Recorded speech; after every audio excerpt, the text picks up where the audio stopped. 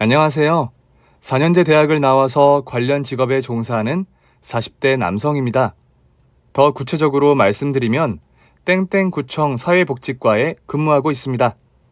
어려서부터 독거노인과 장애인, 불우이웃, 소외계층의 연민과 관심이 많았어요.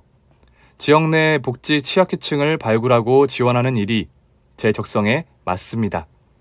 다소 원칙주의에 고지식한 면이 있긴 하지만 대체로 평범하기 그지없는 15년차 공무원이죠. 그런데 제 아내는 결코 평범하지 않았습니다. 빼어난 외모에 넘치는 스펙, 가정에도 충실한 100점 만점에 100점, 아니 120점은 되는 완벽 그 이상의 아내였어요. 아내는 웹 기획자로 일했는데 2000년대 초반에 꽤 핫한 직업이었고 그녀의 창의적이고 기상천외한 언행에 저는 매료되었습니다. 변화에 앞장서고 시대의 흐름을 읽어내고 웹페이지로 비즈니스를 최상으로 이끌어내는 기획. 딱 내 스타일. 이걸로 정했어. 드디어 정한 거야? 진로? 웹 기획자가 될 거야. 나의 웹 디자인으로 세상을 혁신하고 무대 위의 주인공이 될 거야. 와, 멋지다. 미래의 유망 직업 탑10에 들어가던데? 자기라면 해낼 거야. 고마워. 대학 시절 아내는 캠퍼스의 퀸카였고 저와 캠퍼스 커플이었습니다. 동아리 OT 때 그녀의 옆자리에 앉았던 제가 본의 아니게 흑기사가 되어 자연스럽게 친해졌고요. 같이 수업 듣고 같이 식사도 하면서 스펀지에 물이 스며들듯 자연스럽게 친해져서 결혼까지 하게 되었죠. 친구들은 저희 커플이 사회과학대학 3대 불가사의 중에 하나라고 할 정도였어요. 퀸카와 평범한 제가 어울리지 않는다는 뜻이겠죠. 전설처럼 회자되는 사과대 3대 불가사의란 무엇이냐? 어몽식이 운전면허 딴 거랑 김희민이 졸업하는 거랑 너가 민예린 사귀는 거. 그중에서 제일이 바로 너네 커플이야. 어떻게 이게 가능하냐? 너 같은 보통 남자를 왜? 우리 대학 퀸카가 사귀어주는 거냐고. 대체 네 매력이 뭐길래? 야, 나를 왜 반푼이 칠푼이들이랑 동급으로 쳐? 헐, 얘 봐라. 네 얼굴 키 뭐 하나 특출난 거 있어? 없어? 외모는 그저 평범하지. 스펙은 남달라? 아니 평범해. 성적 평범해. 꿈도 평범해. 그런데 혜린이가 너랑 사귄다고 이게 말이 돼? 혜린이가 외계인한테 납치당해서 정신개조가 되지 않고서야 어떻게 너를... 이건 있을 수도 있어서도 안 되는 일이라고. 야, 진짜 솔직히 말해봐. 알고 보면 너네 집 재벌인 거 아니야? 그지? 혜린이한테만 알려줄 출생의 비밀이 있는 거야. 그런 거지? 뭔 개소리야. 밥 먹고 쓸데없는 소리 할 거면 잠이나 쳐 자라. 사실 저희 아버지가 치킨 분야 외식 사업을 해서 재벌까지는 아니더라도 지역의 유지 소리는 듣고 있었습니다. 유복한 편이죠. 지역 행사가 있을 때 초대장이 날라오는 딱 그 정도였죠. 아내는 이혼 가정에서 자라 불안한 어린 시절을 보냈는데 저희 집 식구들을 만나고서 편안한 마음이 들었다고 하더군요. 저희는 대학을 졸업하자마자 결혼했고 부모님도 아내가 일할 수 있도록 적극 지원해 주셨어요. 아내는 회사에서 인정받는 웹 기획자로 성장했습니다. 일만 잘하는 게 아니라 초등학교 4학년인 우리 아이 교육까지 야무지게 챙기는 최고의 엄마였어요. 민지야, 얼른 나와. 엄마 지각하겠어. 엄마, 나 화장실 배가 아야해서 못 나가겠어. 어떡하지 여보? 나 오늘 기획안 마감이라 일찍 가야 하는데. 당신 먼저 가. 내가 민지 등교시키고 출근할게. 그래도 돼? 아유, 언제는 내가 안 했냐? 걱정 말고 얼른 출근해. 늦겠다. 캬, 이러니 내가 안 예뻐할 수가 없지. 내 남편이 최고라니까. 아내가 기특하다는 듯이 제 엉덩이를 톡톡 두드려 주었습니다. 아내의 직업 특성상 근무 시간이 길고 정신적 스트레스가 심했어요. 게다가 아내는 지는 걸 싫어하는 성격이라 매사 꼼꼼하게 일을 처리했습니다.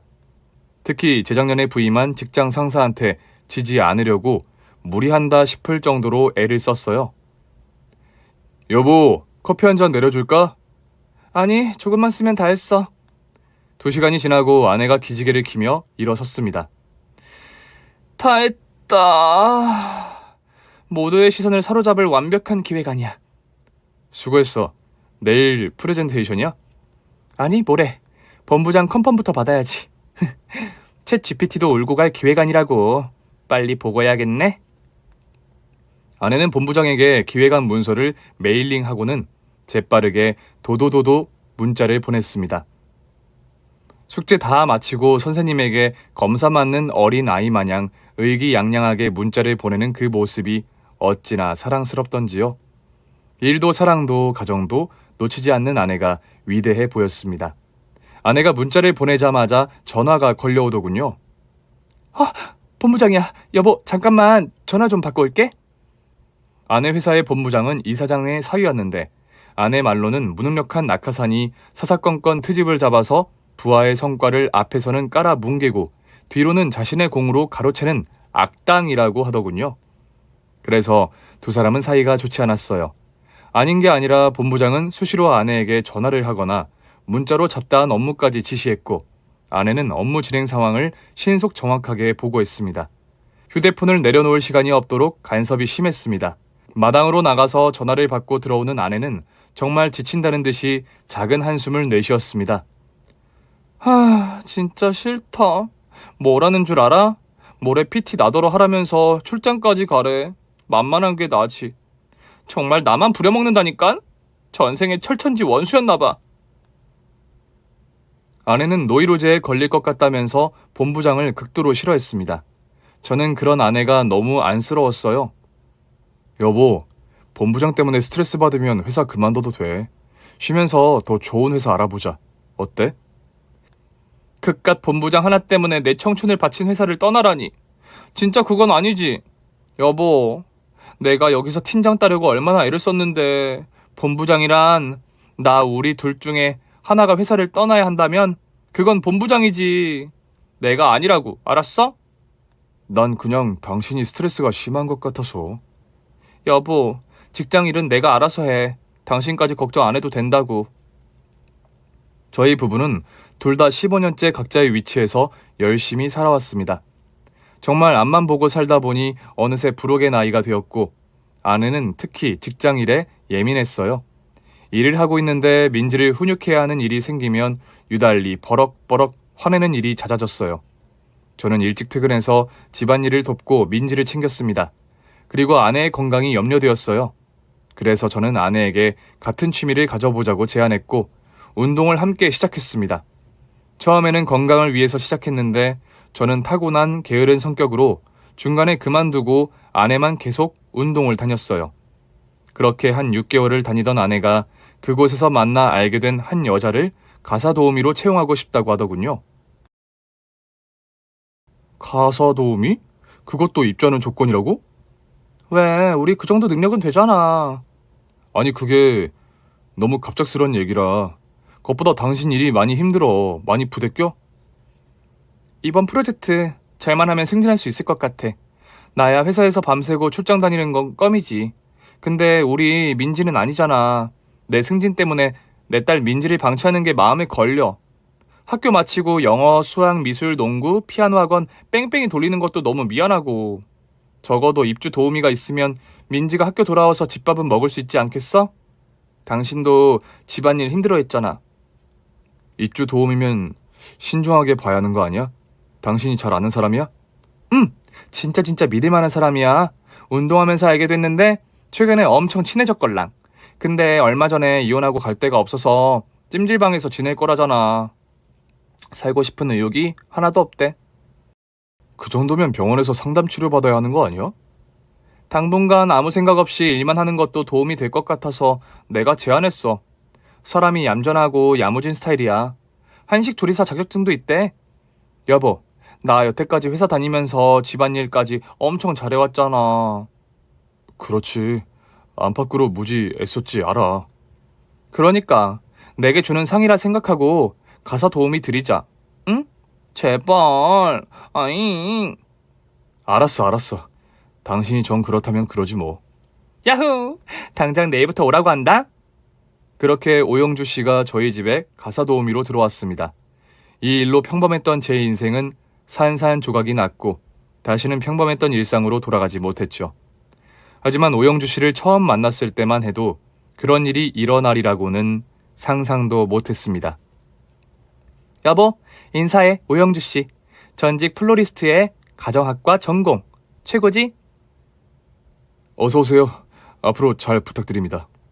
영주 씨, 여긴 제 남편이에요. 바른생활맨 공무원인데 완전 유교맨. 노잼이에요. 아, 네, 처음 뵙겠습니다. 오영주라고 해요. 영주 씨 방은 2층에 있어요. 우리 민지방 옆인데 같이 가서 봐요. 아내는 영주 씨의 손을 잡아 끌면서 2층 아이방과 서재, 지하실 창고까지 안내해 주었어요. 저는 그동안 민지와 거실에 앉아 텔레비전을 같이 보고 있었습니다. 아빠, 누구야? 엄마 대신 밥 해주고 청소해 주시고 빨래도 해주실 분이야. 엄마 어디 가? 아니, 그런 게 아니라 엄마 회사에 중요한 프로젝트가 있는데 엄마가 없으면 안 된대. 우리 민지 엄마가 엄청난 능력자잖아. 그래서 영주 이모가 당분간 민지 등하교도 시켜주고 밥도 해주고 그러신대. 난 엄마랑 하고 싶은데. 엄마도 그래. 민지랑 시간을 보내고 싶은데 당분간 짬이 안 나서 그렇대. 민지도 저도 가사도우미의 존재가 낯설고 부담이 됐습니다. 내 집인데 어쩐지 내 집 같지 않은 불편함이 있었거든요.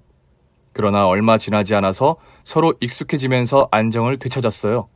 무엇보다 영주 씨가 있는 듯 없는 듯 자연스럽게 저희 집 일을 도왔거든요. 저희 식구와 불편하지 않게끔 공간과 시간을 잘 분리하더군요. 그 솜씨가 매우 기가 막혔어요. 새벽같이 일어나서 아침 식사를 준비하고 저희가 출근 준비를 할라치면 어느새 2층 자기 방으로 들어가서 보이지 않았어요. 저희가 출근하고 민지가 학교로 가면 그때 나와서 집안일을 깨끗이 정리했는데 우렁각시 노릇을 제대로 했습니다. 저녁 식사까지 완벽했어요. 한 집에 같이 사는데도 출퇴근하는 사람 마냥 저희 일상의 자유를 지켜주었습니다. 여보, 영주씨 오고 나는 너무 만족스러워. 일에 집중할 수 있어서 좋기도 하지만 영주씨가 해주는 밥이 진짜 대박이지 않아? 뭔가 그리운 맛이랄까? 왜 그거 유명한 한정식 집에서 먹던 감동 있잖아. 그치? 아내는 물론 저도 영주씨의 사려 깊은 행동에 크게 감명받았고 차츰 시간이 흐르면서 민지도 영주씨에게 정을 붙이기 시작했습니다. 그러는 사이 아내는 잦은 야근에 출장도 2주에 한 번을 가는 등 바쁜 일정에 극도로 피곤해했어요. 아내가 집에 없을 때는 민지가 있는데도 영주씨와 셋이 집에 있는 것이 어색해서 일부러 친구들을 만나러 외출하거나 민지의 숙제를 봐주거나 했습니다. 그런데 시간이 흐를수록 그것도 익숙해져서 어느덧 자연스럽게 영주씨 방문을 노크할 수 있을 정도가 됐어요. 똑똑. 네. 영주씨 책상 위에 놔둔 아이패드 못 보셨어요? 분명 거기 둔 것 같은데 아무리 찾아도 안 보이네요. 아, 그거 민지가 그림 그린다고 들고 있었는데 그대로 들고 방으로 갔나 봐요. 제가 가져다 놓을까요? 아닙니다. 제가 갖다 놓을게요. 곤히 잠들어 있는 민지를 깨우지 않도록 조심하면서 아이패드를 들고 나왔습니다. 평소와 달리 영주씨가 거실로 나와서 머뭇거리며 시원한 오미자차라도 한 잔 드릴까요? 네, 좋죠. 고맙습니다. 영주씨가 얼음을 동동 띄운 붉은 오미자차를 건네주고는 웬일인지 자기 방으로 들어가지 않고 제 옆에 서 있었어요. 영주씨도 한 잔 하실래요? 그럴까요? 어쩐 일인지 영주씨가 자신이 마실 차 한 잔을 들고 제 앞에 마주 앉더군요. 그렇게 영주씨와 뻘쭘하고 어색하게 단 둘이 차를 마시게 됐어요. 이 사람 오늘도 늦네요. 어제 12시 땡 하고 오더니 오늘은 과연 몇 시에 오려나? 혜린 언니 이번 주 내내 야근이던데 괜찮으세요? 네. 집사람 승부욕이 대단하거든요. 회사의 본부장이라는 작자가 어지간해야죠. 둘이 앙숙인데 그 사람을 이기려고 일에 목숨을 걸었다니까요. 저렇게 애쓰는 모습이 안쓰럽기도 하고 존경스럽기도 하고 아무튼 보통 사람은 아니에요. 부럽네요. 일하면서 가정까지. 절대 놓치지 않네요. 욕심쟁이처럼 보이세요? 저는 집사람이 욕심을 내는 것, 원하는 것 다 이룰 수 있으면 좋겠어요. 집사람 꿈이 제 꿈이니까요. 언니는 복도 많네요. 남편이 맹목적으로 믿고 지지해주니까 거리낄 게 없겠죠. 영주 씨의 표정이 묘하게 일그러져 있었어요. 저는 정신이 퍼뜩 들었습니다. 차를 원샷으로 때려 마시고 벌떡 자리에서 일어났습니다. 아, 피곤하다. 저는 이만 들어가 잘게요. 영주 씨, 오늘도 수고 많으셨어요. 평소와 다른 영주 씨의 낯선 얼굴이 신경이 쓰였지만 이혼녀의 시기 질투 정도로 치부하고 잠을 청했습니다. 집사람은 그날 새벽 2시가 넘어서 들어왔어요. 저녁에 술을 마셨는지 술 냄새가 살포시 나는 것 같았는데 일 마치고 맥주 한 캔 하는 건 종종 있는 일이라 그러려니 했습니다. 그런데 다음날 아침 아내가 일주일 뒤 목포에 위치한 국립연구기관에 1박 2일 출장이 잡혔다는 이야기를 하는데 기분이 상했어요. 왜냐면 출장 간다는 그날이 우리 15주년 결혼기념일이었거든요. 어? 목포시면 당일 출장도 가능하잖아. 굳이 하룻밤 자야 해? 그날이 우리 결혼기념일인 거 알지? 알지. 그래서 내가 당신 눈치 보면서 말하잖아. 진짜 중요한 PT야. PT하고 수정사항이 생기면 곧바로 수정 작업해야 한대. 데드라인이 촉박해서 어쩔 수가 없어. 우리 둘이 시간 보내려고 그날 민지 파자마 파티 보내기로 했잖아. 기억 안 나? 여보, 진짜 미안해. 한 번만 봐줘. 당신도 목매는 처자식 집에 없는 날 자유를 만끽하고 좋지 뭐. 나는 당신이랑 오붓한 시간을 보내려고 호텔 스위트룸도 예약해뒀단 말이야. 섭섭하고 서운한 마음에 기분이 울적해졌는데 아내가 제 팔에 팔짱을 끼면서 애교를 부렸습니다. 이번 프로젝트 끝나고 가자. 응? 자기야. 응? 에휴, 알았어. 하는 수 없지. 근데 그날 영주씨 집에 있는 거 아니야? 아마도? 이거 참, 민지도 없는데 어떡하지? 맞다. 당신 불편하겠다. 그지? 내가 영주씨한테 부탁할게. 수요일에 집에 남편만 있으니 늑대를 만나고 싶지 않으면 부디 친구 집이라도 가달라고. 내가 뭘 어쨌다고 늑대야. 그냥 내가 성인군자의 유교민이라서 그런 거지. 알아. 남녀 7세 부동석을 칼같이 지키는 내 남편이니까. 내가 영주씨한테 잘 말하고 갈게. 걱정 마. 아내가 출장을 떠나고 민지도 친구 집에 파자마 파티를 가서 집에 아무도 없던 그날 저는 동창 녀석들을 만나 미혼 시절 기분을 내면서 왁자지껄 술을 마시고 귀가했습니다. 아마 11시쯤 됐을 거예요. 대리운전으로 집에 오는데 차창 밖으로 보름달이 휘영청 떠있더군요.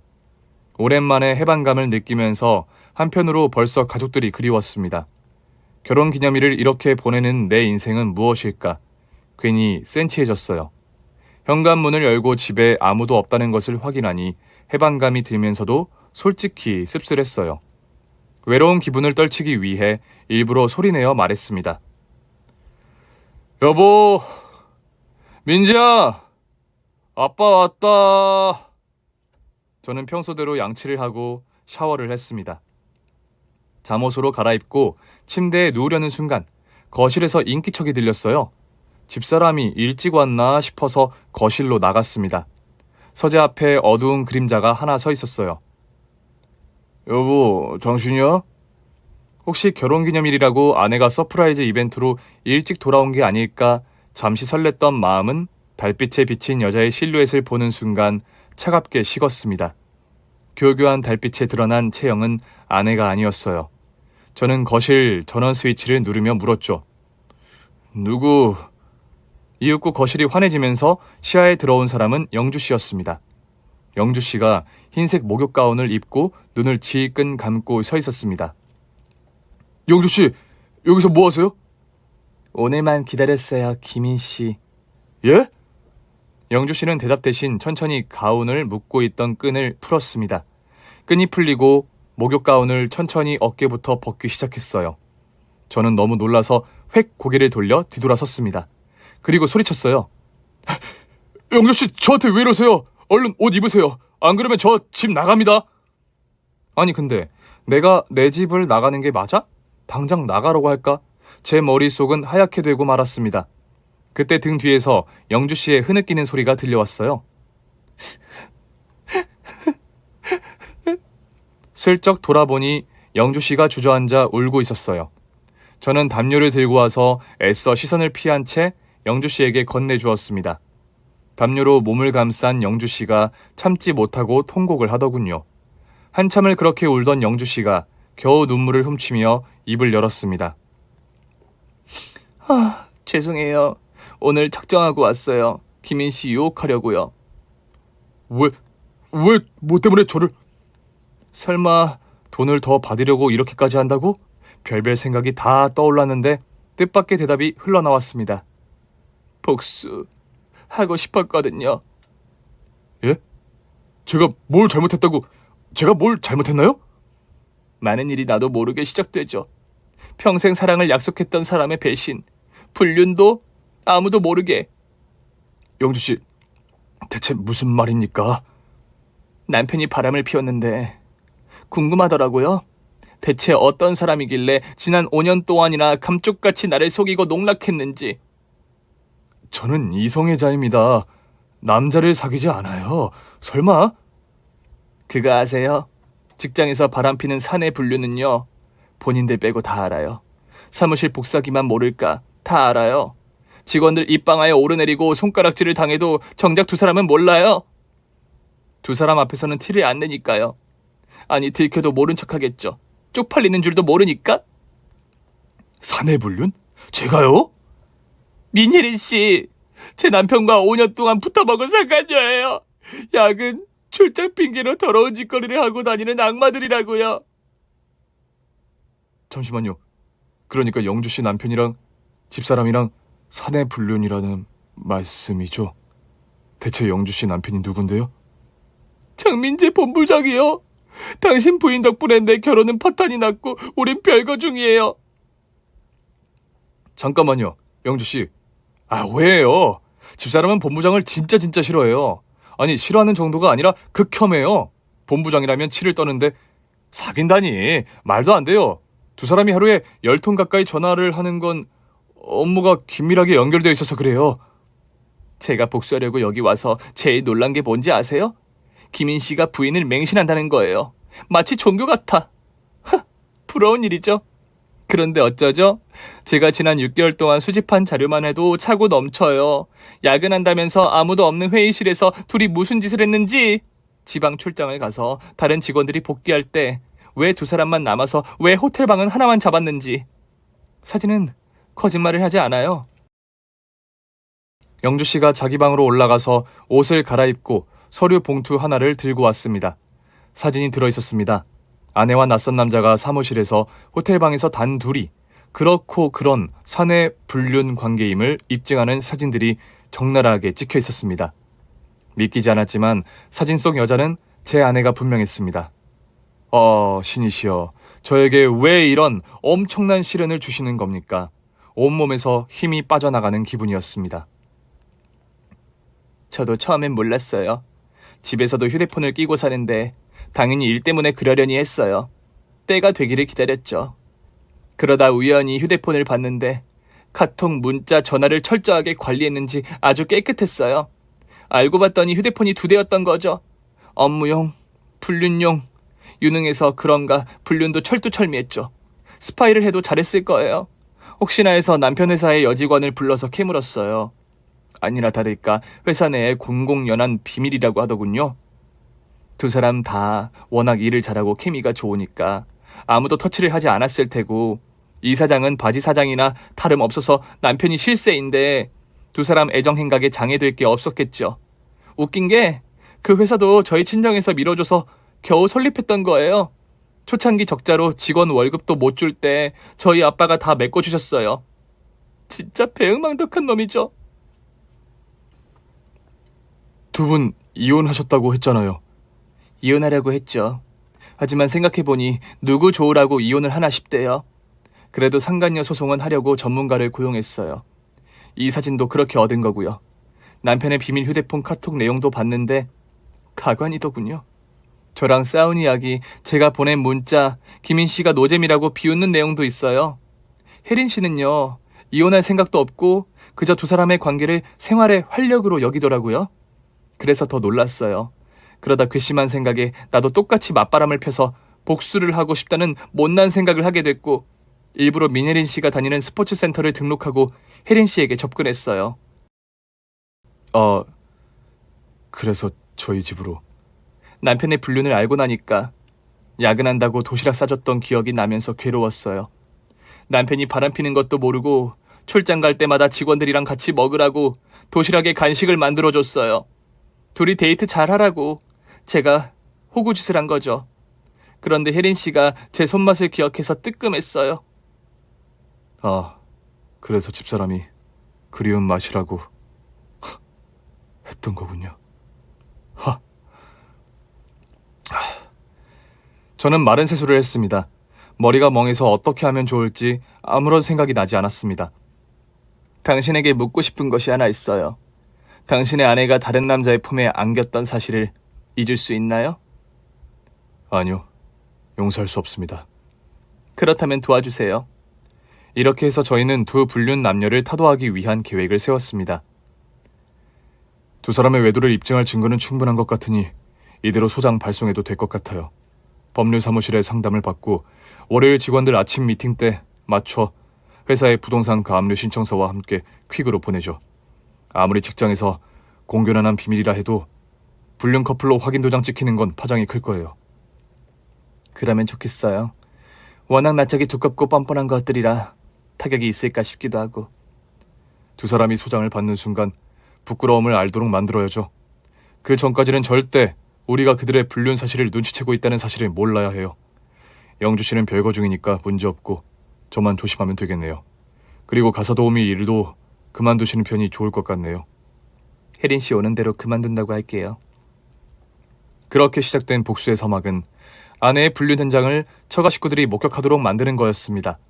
아내가 밥 먹듯이 야근을 하는 날, 직원들이 모두 퇴근하고 아무도 없는 회의실로 들어가는 그 시각에 맞춰 장모님이 아내의 사무실로 들어가도록 유인했습니다. 여보세요? 장모님, 김서방입니다. 그래, 자네가 웬일인가? 나한테 전화를 다 하고. 다름이 아니라 장모님께 급히 부탁드릴 게 있어서요. 부탁? 예, 민주 엄마가 장염에 걸려서 어제부터 아무것도 못 먹었거든요. 그런데 오늘 야근이라 정말 걱정이에요. 죽을 배달시켜주겠다고 해도 입맛이 없다니 어떡해요. 이러다가 큰일 날까봐 걱정돼서 장모님께 부탁 좀 드리려고요. 장모님이 해주시는 죽이라면 민지 엄마도 힘이 날 것 같은데 하필 오늘 제가 당직이라 꼼짝달싹을 못해서요. 장모님이 가주십사 하고요. 얘도 참 몸이 안 좋으면 쉴 일이지. 애살이 많아서 큰일이다. 그래, 내가 죽을 끓여서 가면 되지. 네, 고맙습니다, 장모님. 그런데 민지 엄마가 휴대폰을 집에 두고 가서 전화가 안 될 거예요. 10시 4층 회의실로 가시면 만날 수 있도록 제가 조치를 취해 놓겠습니다. 로비 안내 데스크에 경비가 있으면 신분증 맡기고 올라가시면 될 거예요. 알았네. 10시까지 4층 회의실로 가겠네. 에휴, 한밤중에 홍두깨라더니 어쩌겠냐. 사랑꾼 사위가 있으니 군말 말고 가야지. 감사합니다. 감사합니다. 그날 밤 장모님이 아내 회사 로비로 들어가는 모습을 저는 주차장에 숨어서 지켜봤습니다. 마음이 좋지 않더군요. 천운인지 그 시각 경비가 자리를 비워서 장모님은 논스톱으로 엘리베이터를 타고 아내의 사무실로 갈 수 있었어요. 그리고 얼마 뒤 혼비백산을 한 장모님이 엘리베이터에서 나와 벽을 짚으면서 걸어 나오셨습니다. 아내의 불륜 현장을 방구석 1열도 아니고 사무실 1열로 보고 오셨을 테니 아마도 충격이 이만저만이 아니었을 겁니다. 안쓰러운 마음에 장모님을 부축하러 나갈 뻔했어요. 다음날 저녁 장모님은 아내를 친정으로 불러 아내의 행실에 대해 혼을 내시고 교육을 시키는 것 같았어요. 하지만 이미 불륜이 삶의 활력이 되어버린 아내에겐 무의미한 잔소리였겠죠. 아무 일도 없었다는 듯 본부장과 데이트를 즐겼습니다. 정말 눈에 보이는 게 없는 것 같았어요. 그리하여 소장을 보내는 디데이 아침이 밝았어요. 상간녀 위자료 청구 소장을 받은 아내한테서 전화가 쉴 새 없이 걸려왔지만 모른 척 받지 않았습니다. 그렇게 저녁이 되어 퇴근을 했더니 아내가 웬일로 먼저 와서 저를 기다리고 있었습니다. 아내는 전부 오해라며 변명을 했습니다. 그 여자 심각한 의부증 환자야. 남편 바람핀다고 의심해서 새벽 2시에 우리 여직원 집에 전화를 걸어대는 미친년이라고. 나도 몇 번이나 그 여자 전화 받은 적 있어. 당신 내 말을 믿어? 그 여자 말을 믿어? 그렇다면 이 모든 게 다 본부장 와이프의 피해망상이다. 이 말이야? 아내는 자신의 말이 먹힌다고 생각했는지 더 과감하게 저를 밀어붙였습니다. 여보, 당신도 알잖아. 보통 직장에서 하루 종일 일하고 집보다 더 많은 시간을 보내다 보면 직장 동료들이 가족처럼 느껴지잖아. 업무 스트레스도 서로 이해해주고 그냥 편하고 같이 점심 먹고 공감하고. 그래서 오피스 와이프, 오피스 허즈번드라는 말도 있는 거 당신도 직장 생활하니까 잘 알 거 아니야? 우린 정말 결백해. 일 이외에는 어떤 썸도 없었어. 진짜야.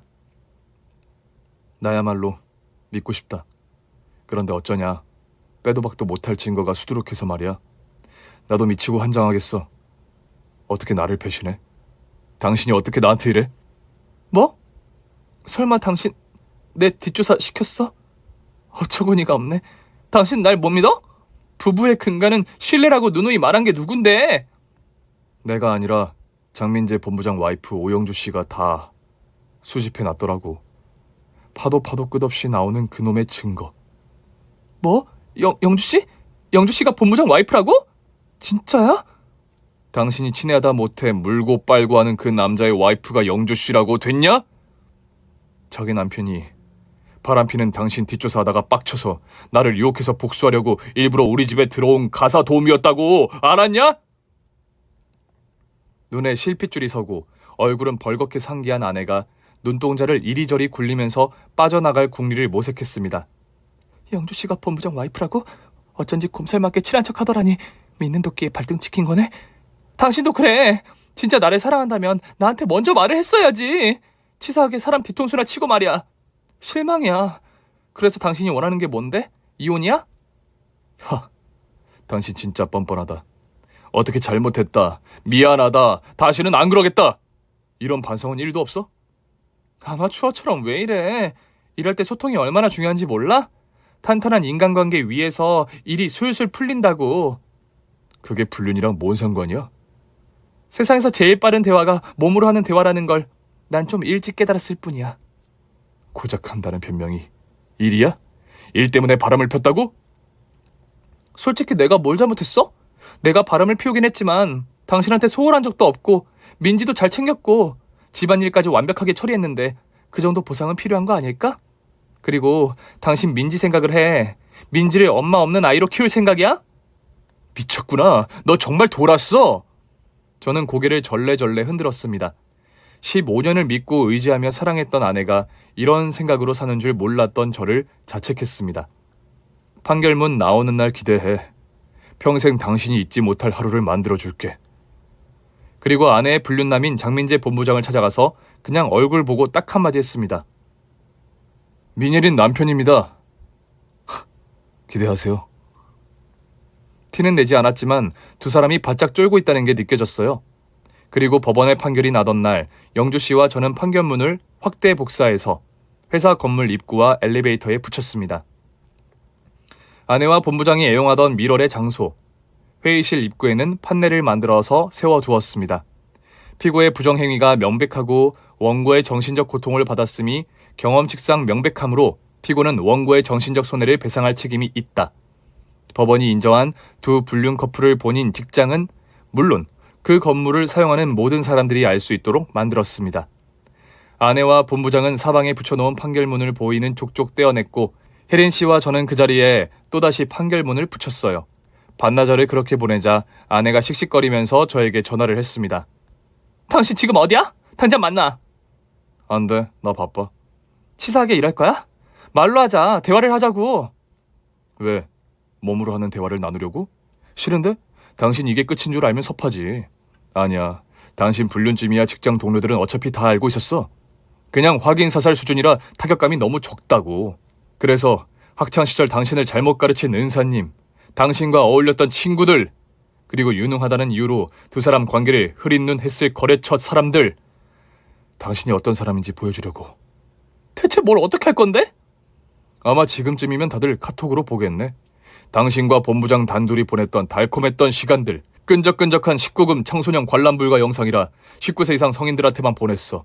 영주 씨가 수집한 그 사진과 영상을 이혼 소송 증거 자료로만 쓰긴 너무 아깝잖아? 돈도 많이 들었던데. 야, 그거 명예훼손이야. 불법이라고. 공무원이 불법을 저질러? 알아보니까 명예훼손죄 맞더라. 우리 명예훼손하고 처벌받으려고.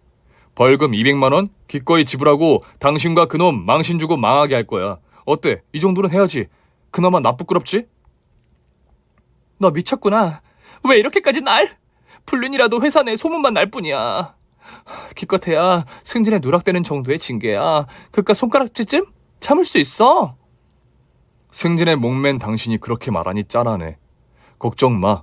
당신만 억울하고 괴롭진 않을 거야. 당신이 사랑하는 본부장한테도 똑같이 해줬어.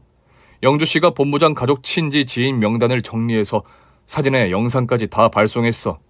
그러니까 너무 억울해하지 말고 두 사람의 불륜으로 이 위기를 잘 극복해 나가길 바랄게. 여보, 만나서 이야기하자, 응? 이제 당신 볼 일 없어. 판결문에 나온 대로 위자료 3천 보내고 민지 만날 생각하지 말고. 참, 당신이 그렇게 좋아하던 회사, 영주씨 아버지 도움으로 만든 회사인 건 알았어? 큰 머슴이 주제도 모르고 활개를 쳤다고 영주씨 아버지 노기가 하늘을 찌른대. 그래서 그 회사 지분 영주씨한테 주고 정리해고 들어간다더라. 당신이 평생 해온 웹 기획 못될 것 같아. 당신의 불륜 행각을 눈으로 목격한 사람들이 과연 당신을 써주려고 할까? 그럼에도 일자리를 구한다면 당신은 정말 최고의 능력자고 행운을 빌어. 여보, 전화 끊지 마, 제발! 그랬습니다. 영주씨 아버지는 바지 사장으로 앉혔던 지인을 다른 회사의 이사 자리에 일선해주고 그동안 빌려주었던 막대한 자금의 상환을 요구했습니다. 아내의 회사는 거래처 사람들의 외면과 자금 압박에 못 이겨 속수무책으로 악화 일로를 걸었고요. 결국 구원투수로 영주씨가 오너로 발령이 나면서 본부장과 아내를 정리해고하고 회사를 쇄신하며 다시 일으켜 세웠습니다. 법원 판결이 나기 전까지 숨죽이면서 두 불륜 남녀의 친인척 지인 연락처와 SNS를 모두 조사했던 저희는 판결문이 나오던 당일 소송과 별도로 복수를 감행했습니다. 하루의 사진과 영상을 하나씩 돌리고 싶은 마음이 간절했지만 세상에 유해한 불륜 영상은 한 번이면 족하겠다 싶어 참았습니다. 벌금 200만 원을 각오하고 회사 앞에 판결문과 전단지를 붙인 덕분인지 회사에 잘린 두 불륜 남녀를 채용해주는 회사는 한 곳도 없었어요. 조용히 기다렸다가 한 번의 태풍처럼 정신없이 휘몰아치고 나니 저에게 남은 것은 이혼남이라는 세 글자, 그리고 아무것도 모르는 우리 민지가 곁에 있었습니다. 순진무구한 딸아이에게 부모의 이혼을 알리는 일은 좀처럼 입이 떨어지지 않는 일이었어요. 민지야, 엄마와 아빠가 너를 얼마나 사랑하는지 알지? 응. 엄마 아빠는 평생 민지를 아끼고 사랑해주려고 했는데 어쩌다 보니 엄마랑 아빠가 헤어져서 살게 됐어. 이제 엄마랑 떨어져서 민지는 아빠랑 살 거야. 그럼 엄마는 혼자 살아야 되잖아. 맞아. 그럼 나 5학년 돼도 엄마랑 못 사는 거야? 이제 맨날 엄마 없이?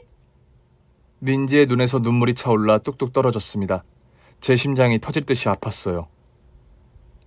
민지가 원하면 언제든 엄마를 볼 수 있어. 같이 살지는 않고? 맞아. 민지도 친구들이랑 잘 지내다가 싸울 때가 있잖아. 엄마 아빠도 당분간 떨어져서 살 거야. 하지만 너를 사랑하는 마음에는 변함이 없어. 엄마도 아빠도 어떤 일이 있어도 민지를 떠나지 않을 거야. 엄마도 아빠도 할머니도 할아버지도 그럴 거야. 아빠 싫어! 우는 민지를 품에 안고 저도 소리내어 울었습니다. 저는 구청에 사직서를 제출하고 캐나다 이민을 준비했습니다. 친구 녀석이 교환 교수로 가 있어서 자리 잡고 적응하는 데 도움이 될 것 같았어요. 민지의 건강과 교육을 위해서도 어쩌면 새로운 환경이 더 좋을 듯 싶었습니다. 이민을 준비하고 있을 때 장모님이 저를 찾아왔더군요. 무릎을 꿇고 아내를 대신해서 용서를 비는데 마음이 너무 아팠습니다. 김서방, 한 번만 용서를 해주게. 철이 없어서 그래. 평생 지가 원하는 대로 일이 술술 풀리니 세상 무서운 줄 모르고 살아서 그래. 내가 잘못 키운 탓이야. 다 내 탓이야.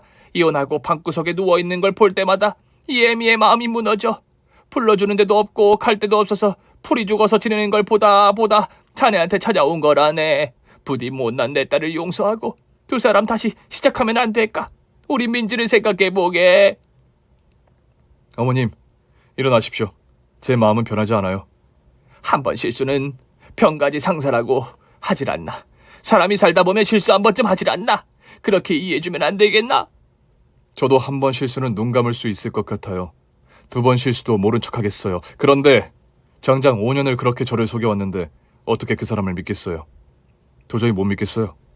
그 사람이 아무리 반성하고 새 사람이 됐다고 해도 한번 깨져버린 신뢰는 다시 돌아오지 않아요. 저도 미치겠습니다. 그러니 어머니, 저를 더 이상 찾아오지 마십시오. 어머님도 그 사람도 각자의 길에서 각자의 인생을 사시길 바래요. 야속한 사람, 이 야속한 사람! 장모님을 뒤로하고 나오는 제 발걸음이 가벼울리 만무했습니다. 저는 서둘러 이민을 준비했고 캐나다 퀘벡에 기술 이민 제도가 있어 주정부가 요구하는 학력과 나이, 언어 능력이 충족되면 영주권 취득이 가능하다고 해서 퀘벡에 대한 공부를 하면서 이민을 결정했습니다. 퀘벡 이민 조건에는 영어의 불어까지 필요했는데 다행히 고등학교 때 제2 외국어가 불어를 해서 준비 기간은 단축되었습니다. 그렇게 저는 캐나다 퀘벡으로 제2의 인생을 살기 위해 한국을 떠나왔습니다.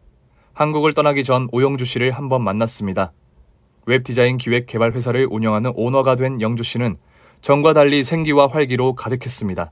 서로의 근황을 나누고 일어서서 나오려는데 문득 이런 말을 하더군요. 후회하세요? 이혼? 글쎄요.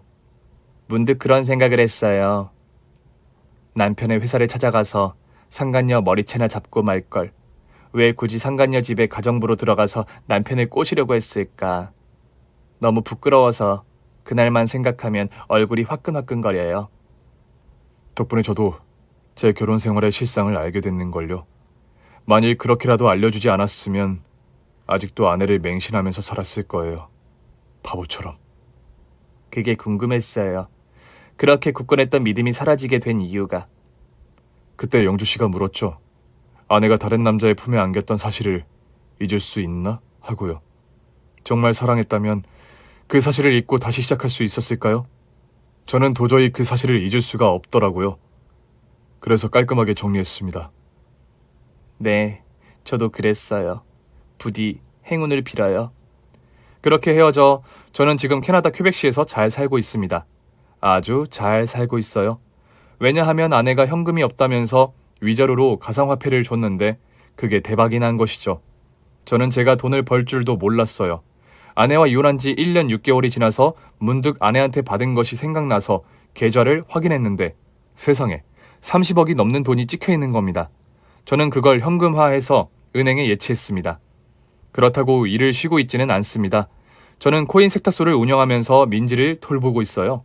민지가 하교하면 같이 도서관에 들러서 공부도 하고 쇼핑몰에서 쇼핑도 하죠. 아직 여자친구는 없습니다. 결혼할 생각도 없습니다.